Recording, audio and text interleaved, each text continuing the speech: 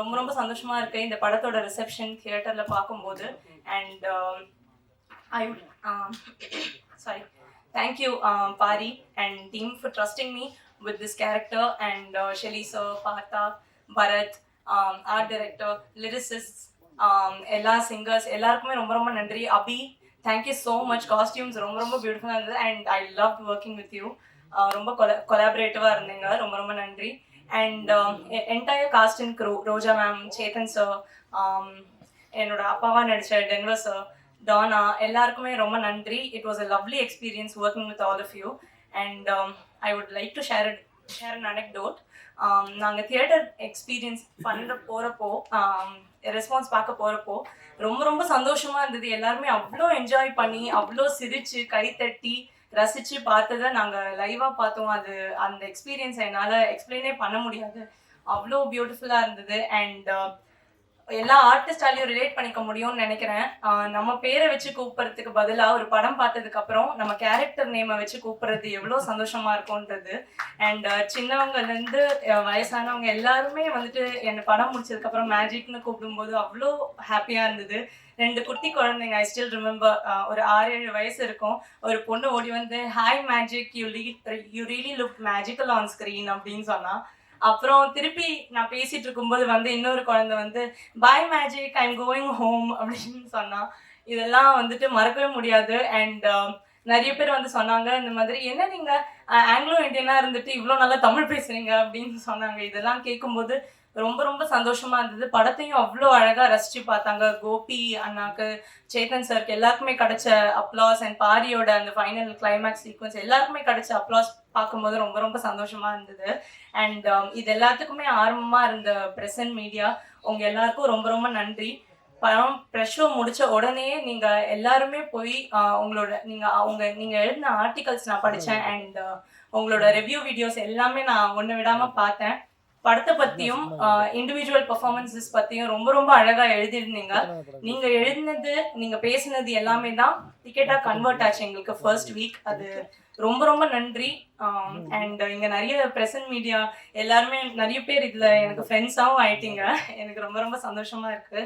Please உங்கள் சப்போர்ட்க்கு நான் தலை வணங்குறேன். அண்ட் இந்த வாரம் நிறைய எக்ஸ்டர்னல் ஃபேக்டர்ஸ் இருந்தாலுமே தியேட்டரில் வந்துட்டு நிறைய டிக்கெட்ஸ் போச்சுன்றது பார்க்கும்போது இந்த வாட்டி என்னோட போன வாரம் நான் யூஸ் பண்ண ஆப்ஸ்லேயே மோஸ்ட் யூஸ்ட் ஆப் வந்து புக் மை ஷோவாக தான் இருக்கும்னு நினைக்கிறேன்.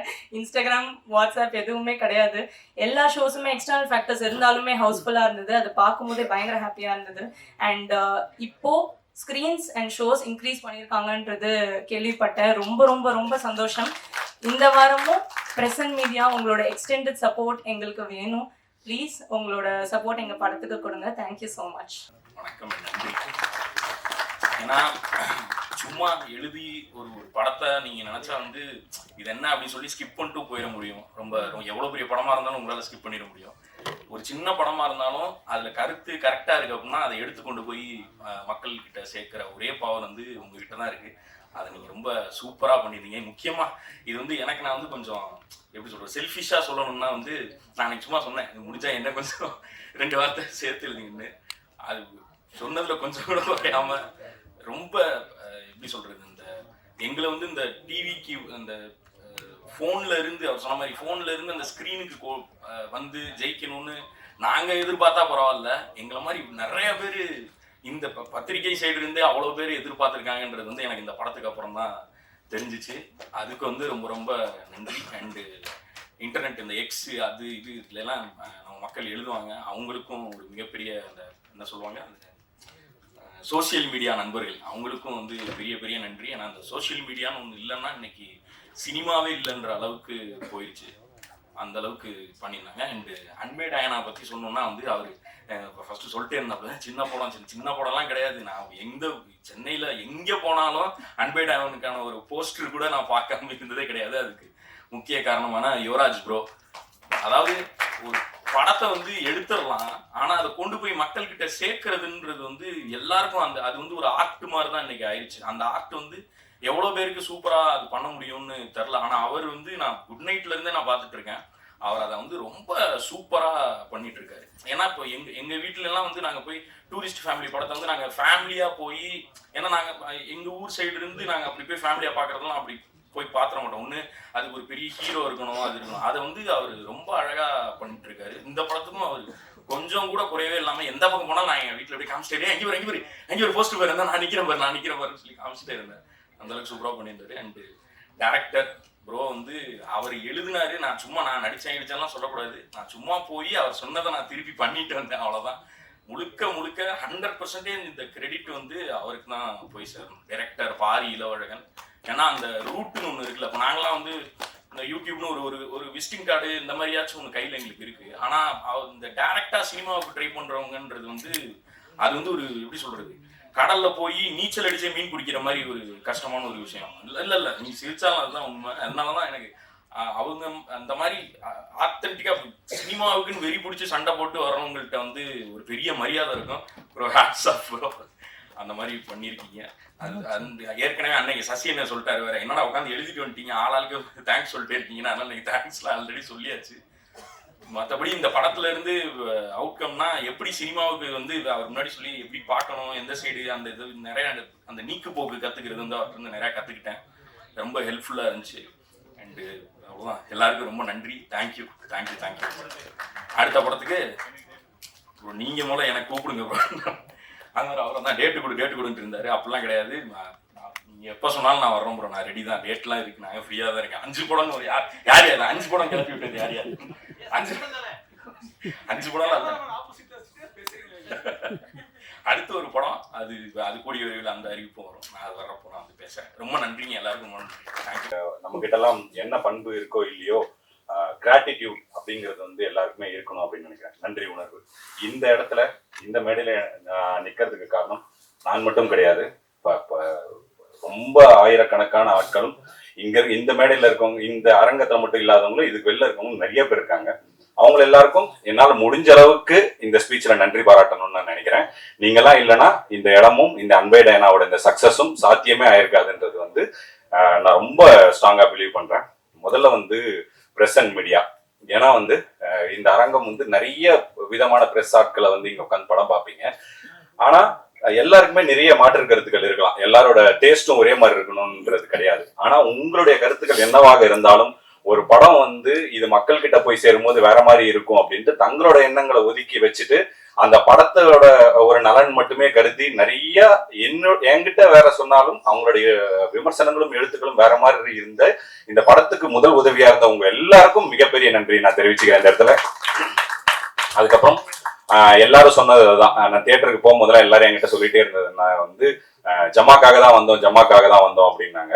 நான் அந்த படம் வந்து நான் சொன்ன மாதிரி முன்னாடி பெரிய வரவேற்பு இல்லைனாலும் என்னோட டீம் கிட்ட நான் ரொம்ப ஸ்ட்ராங்கா சொல்லிட்டே இருப்பேன், அந்த படம் வந்து ஒரு நாளும் க்ரோ ஆகிட்டே இருக்கும் அப்படின்றது. அதுல எந்த விதத்திலையுமே எனக்கு வந்து சந்தேகமே இல்லை. ஜமாக்கு நன்றி, ஜமாவோட ப்ரொடியூசர்ஸுக்கு நன்றி.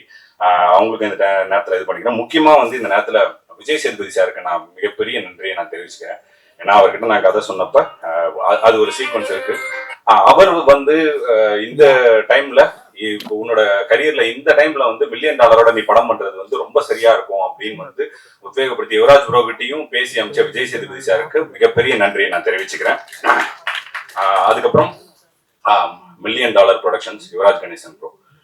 இந்த கதையை வந்து அவர் சொன்ன மாதிரி ஆரம்ப புள்ளியில இருந்து நான் எல்லாருக்குமே இந்த நம்ம சினிமால ஜெயிக்கணும் அப்படின்னா லைஃப்ல ஜெயிக்கிற எல்லாருக்குமே கனா படத்துல ஒரு டைலாக் மாதிரி பிடிவாதம் பிடிக்க தெரியணும் அப்படின்னு நினைக்கிறேன். ஒரு விஷயத்த நம்ம நினைக்கிறோம்னா அந்த நினைப்பு மேல மிகப்பெரிய பிடிவாதம் நமக்குலாம் இருக்கணும். அப்படி வந்து பல விஷயங்கள் ஆப்ஷன்ஸ் இருந்துமே நான் பிடிவாதமா இந்த படத்துக்கு நான் தான் பண்ணுவேன் அப்படின்ற ஒரு பிடிவாதத்தோட தான் இருந்தேன்.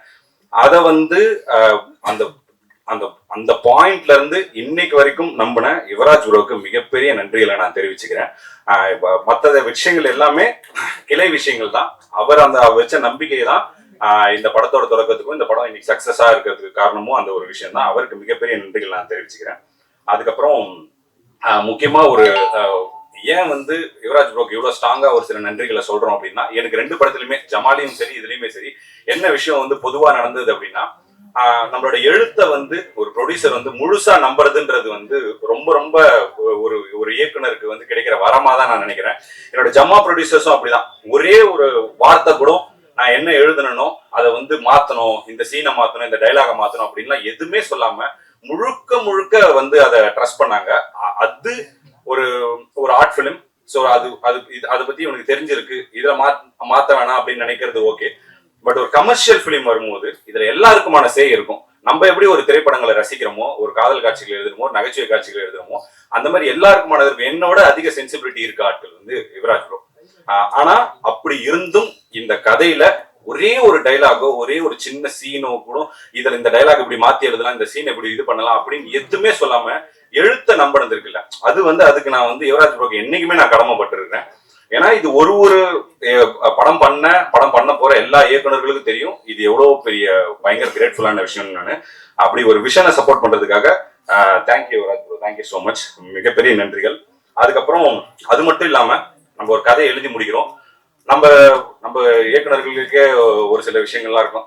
வந்து நம்ம ஒரு காஸ்டிங் சொல்லுவோம். ஏன்னா இவங்க வேற ஒரு ஆப்ஷன் சொல்றாங்கன்னு வச்சோங்களேன், நமக்கு எப்படி இருக்குன்னா இல்ல நான் அவரை யோசிச்சு தான் எழுதுனேன், அவர் இல்லாம இந்த கேரக்டர் பண்ணவே முடியாது அப்படின்னு நம்ம ஒரு பயங்கர இதுல இருப்போம். அப்படி நம்ம இந்த கேரக்டருக்கு இவங்கெல்லாம் ரொம்ப ஸ்ட்ராங்கா இருப்பாங்க அப்படின்னு நம்ம சொன்னப்ப அந்த விஷன்லயுமே ஒரு சில வந்துலாம் இப்ப எனக்குன்னு ஒரு சில பட்ஜெட் தான் வந்து ஒதுக்க முடியும் இந்த அன்பே டயானா ஆஃப்டர் ஜமா.